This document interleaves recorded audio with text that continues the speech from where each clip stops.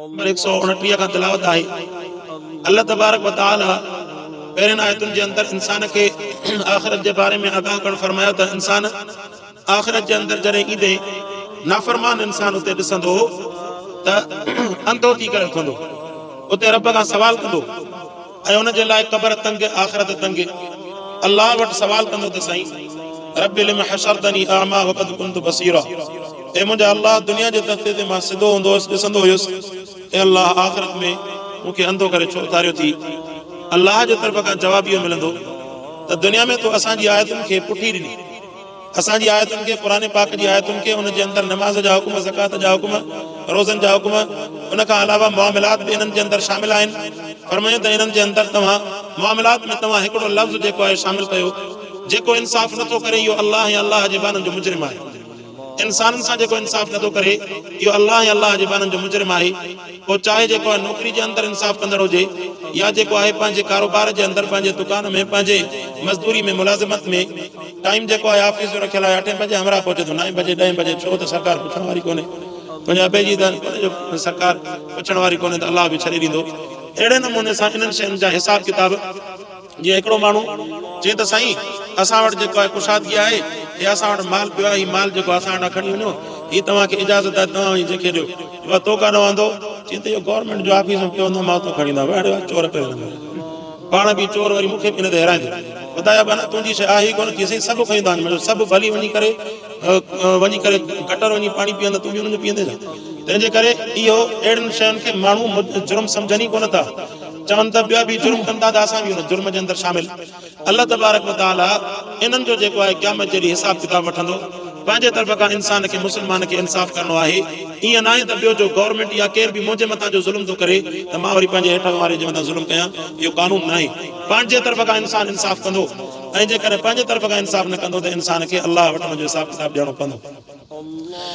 ऐं उन खां बाद में क़ुरान फरमायो वलौला कलिमतुन सबक़त मिन रब्बिका लकान लिज़ामन व अजलुन मुसम्मा, फरमाई अल्लाह वटि हिकिड़ो ॾींहुं मुक़ररु आहे, हिसाब किताब लिखियल आहे। दुनिया जे अंदरि इंसान ना इंसाफ़ियूं कनि था, हाणे काइनात जे अंदरि अल्लाह जो अज़ाब हले थो न, तव्हां अंदाज़ो लॻायो इंडिया जे अंदरि इहा हालत थी वई आहे जो माण्हू जेको आहे लाशनि खे रोडनि ते रखी करे, फुटपाथनि ते पंहिंजे लाशनि खे हिंदू रखी करे काठियूं ॾेई करे बाहि में साड़नि था, पंहिंजे उन्हनि जे शमशान घाटनि में पंहिंजे लाशनि खे साड़ण जी जॻह न रही आहे। एतिरी जेका आहे उन्हनि वटि मुर्दनि जी रश थी वई आहे ऐं मुस्लमाननि खे क़ब्रिस्तान में, हिंदू जेके आहिनि पंहिंजे शमशान घाटनि में उन्हनि खे जॻह कोन थी मिले जो उन्हनि खे वञी त साड़े।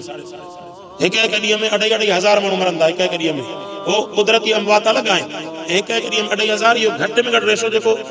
मीडिया ते अचे थो। उन खां अलावा हक़ीक़त अलाए छा, इन खां अलावा पाकिस्तान में बि तव्हां ॾिसो अहिड़े क़िस्म जा इहे अज़ाब पिया हलनि था। कॾहिं कॾहिं अल्लाह जी आज़माइश अचे, माण्हू हादसनि जा शिकार थियनि था, उन्हनि खे ख़ैरपुर जे पासे ॾे हिकिड़ी वेगन वञी करे डंपर सां लॻी, सॼी जो सॼी वेगन 11-12 माण्हू आहे, सभु चीपजी करे अल्लाह जे लाइ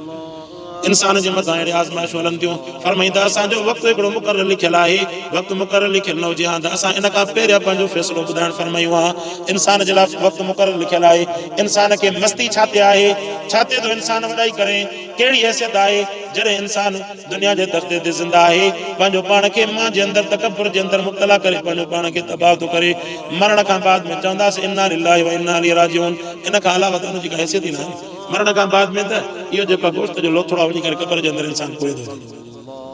फरमाईंदा वलौला कलिमतुन सबक़त मिन रब्बिका लकान लिज़ामन व अजलुन मुसम्मा, फरमाई त जेकॾहिं अल्लाह जे तरफ़ खां इहो हुकुम लिखियल न हुजे हा तक़दीर में त असां इन खां पहिरियां वक़्तु मुक़ररु खां पहिरियां इन्हनि जे लाइ फ़ैसिलो करे छॾियो हा।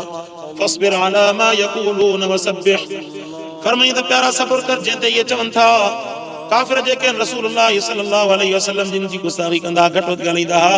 फरमाई क़ुरान फरमायो त फस्बिर अला मा यक़ूलून, उन्हनि जे मथां जेके उहे चवनि था तूं उन्हनि जे मथां सब्र कर।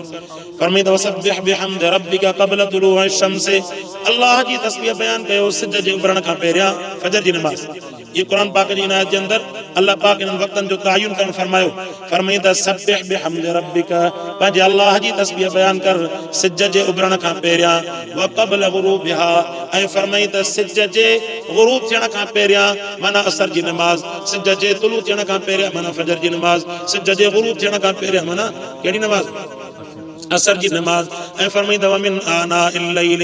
रात जे वक्त में रात जे वक्त मां मुराद इशा जी नमाज फरमाईंदव अतराफ अन्नहार फरमाई ॾींहं खे ॿिनि हिसनि जे अंदरि तक़सीम कयो तव्हां हिकिड़ो हिसो ज़वाल खां पहिरियों जीअं सिज जेको आहे लड़ंदो आहे न ज़वाल खां पहिरियों वारो हिकिड़ो हिसो ऐं ॿियो जेको आहे ज़वाल खां बाद वारो हिसो फरमाईंदा व अतराफ अन्नहार फरमाई ॾींहं जे ॿिनी हिसनि जे अंदरि अल्लाह तबारक व तआला तव्हांजे मथां नमाज़ फर्ज़ करणु फरमाई हिकिड़ो हिसो ज़वाल खां बाद वारो वरी ॿियो वरी जॾहिं ॾींहुं वञी करे ख़तमु थिए थो ॾींहं जो आख़िरी ॼण पुछड़ी मग़रिब जी नमाज़ जो वक़्तु अल्लाह तबारक व तआला पंजनि नमाज़ुनि जे वक़्त जो इशारो क़ुर जे अंदरि करणु फरमायो फरमाई वमिन आना इल्लैल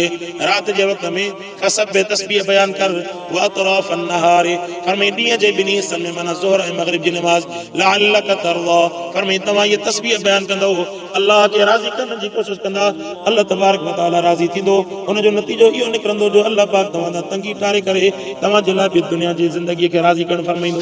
अल्लाह तबारक व तआला खां दुआ आहे अल्लाह जे क़ुर खे सम्झण में करण जी तौफ़ीक़ अता फरमाए व आख़िर दावाना